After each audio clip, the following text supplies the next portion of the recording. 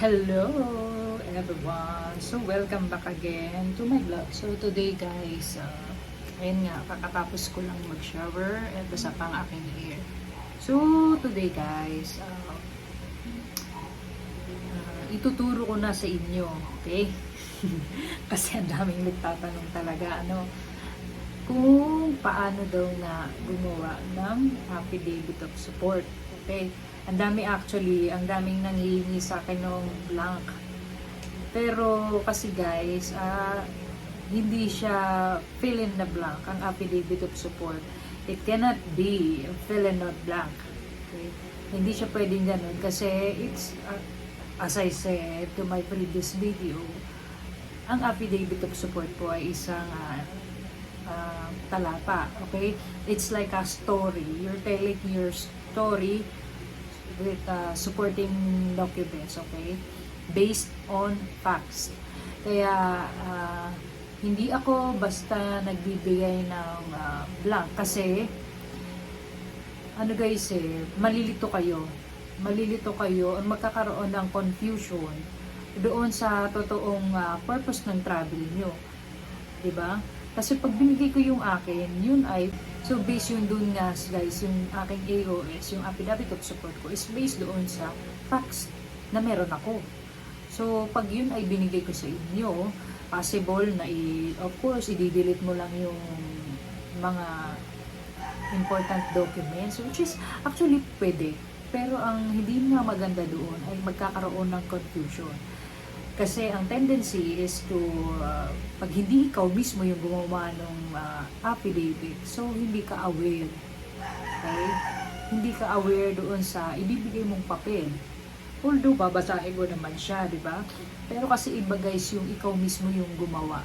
Okay? Iba yung ikaw mismo yung nag-draft, ikaw mismo yung nagkwento. Kasi mas magkakaroon ka ng idea at hindi ka magkakamali sa sasabihin mo. In case na tanungin ka ng immigration officer regarding doon sa affidavit of support na ipapasa mo sa kanila. So, ayun nga, dahil nga maraming nang humihingi ng copy, so I tried my best na hanapin yung aking affidavit of support na ginamit ko before nung pumunta kami ng Thailand. So, the good thing guys is nakita ko naman siya. So, ayun nga, nung nakita ko, ginawa ko agad ng paraan or naisip ko agad na i-share na sa inyo para naman magkaroon din kayo ng idea. Actually, pwede nyo siyang maging reference. Pero dapat guys, yung gagawin yung affidavit nyo is based doon sa facts na meron kayo. Huwag nyo kukopyahin totally yung ginawa ko kasi gagamitin nyo lang siya as guide kung paano yung magiging flow nung inyong gagawing affidavit of support. So yan guys ay pwede nyo nang after nyo ma-finalize yung inyong draft na affidavit of support na tapos nyo na siyang gawin, so pwede nyo na yan dalhin sa notary public. Ito na nga guys at i-share ko sa inyo kung paano yung flow. So sundan nyo na lang siya at try nyo na rin na i-copy kung carry. Okay, basta wag nyo siyang i-copy totally. Ano nyo lang guys, piliin nyo lang doon yung angkop sa inyo. Okay. So guys, ito yung unang part ng ating affidavit of support. Okay, so ito kopyahin nyo lang yung Republic of the Philippines. So province, kung saan province kayo, and then city of what, ilagay nyo lang din dyan. So ilalagay naman natin yung title na affidavit of support with guarantee or with undertaking. So dito guys, ang ilalagay nyo is I, and then your full name, okay, your age and citizenship. And then kung kayo naman ay married, ilalagay nyo rin yung pangalan ng asawa nyo, and then yung age, of legal age, and then yung citizenship niya with residence and postal address. Okay, so yun yung address nyo. So, and the Philippines, after having been sworn in accordance with law, depose and state that. So, ayan nga. After nyan is yung mga statement of the facts na about sa inyo, about doon sa travel na gagawin nyo. So, ito nga yung sinasabi ko sa inyo guys. Kaya medyo alangan ako magbigay ng copy mismo ng aking affidavit of support, bukod doon sa personal information ko na nakalagay doon, ay hindi rin talaga siya suggested na gawing fill in the blanks. Okay? This one, itong part na to, ayan, pwede nyo siyang kopyahin. Kasi most of the affidavit talaga ganito yung kanyang setup. Okay? Ganito yung kanyang text, paragraph, whatever, na nasa unahan. So, yun is yung pagpapakilala nyo. Okay? So, yan naman ay sobrang dali lang gawin guys. Pwede nyo to, ito, kopyahin nyo itong ginawa ko na to. Tapos, nga pala guys, hindi ko rin nabanggit kanina na itong affidavit na ito ay for Pilipino na nandito sa Pilipinas. Okay, so iba ang affidavit na kukunin nyo kung yung inyong sponsor ay nasa abroad. Okay, kung nasa abroad or foreigner, kailangan nila pumunta sa Philippine Embassy or Consulate. Okay, so wag kayong malito dyan guys. Pag ang sponsor nasa abroad, doon manggagaling ang affidavit. Kung nandito naman sa Pilipinas, dito manggagaling yan at inonotarize lang ng notary public. Okay. So, next nga guys, is ito na yung ating gagawin na body yung ating affidavit. So, by the number siya guys. So, kung makikita nyo, ito sa first paragraph, that my husband and his name and I, together with my brother name, will be traveling from Philippines to Thailand. So, attach PSA birth certificates and PSA report of marriage with apostille. So, ito guys yung sinasabi ko, no? Paulit-ulit ako nito. Kasi nga, kailangan, pag may kinlaim tayo na something, okay, na nagre-require ng supporting documents, kailangan natin ilagay yan. Halimbawa, paano mong papatunayan na magkapatid kayo o mag-asawa kayo? Of course, through PSA birth certificate and marriage contract or report of marriage. So, ganun lang kasimple yan guys.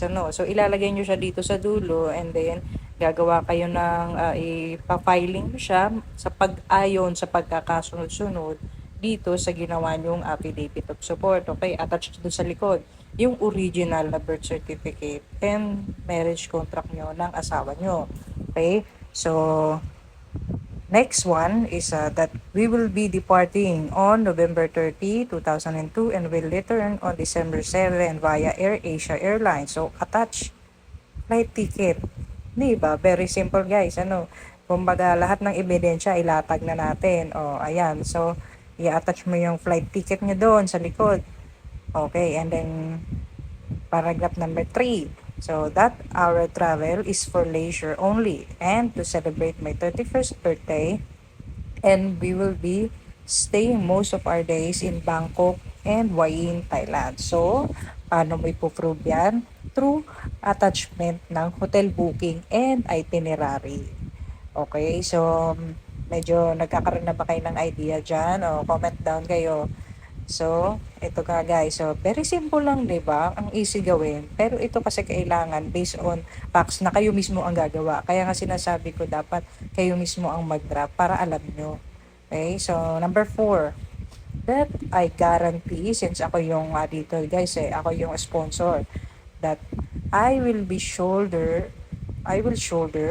rather all the financial support to pay the plane ticket, food, accommodation, and to whatever expenses that we might incur during our visit in Thailand. Okay, so ako ang sponsor nila dito.